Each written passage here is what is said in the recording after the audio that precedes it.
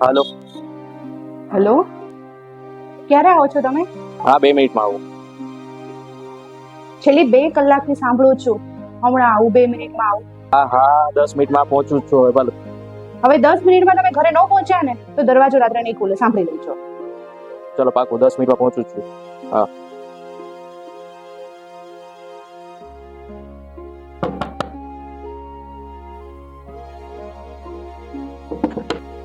નહીં ખોલું દરવાજો.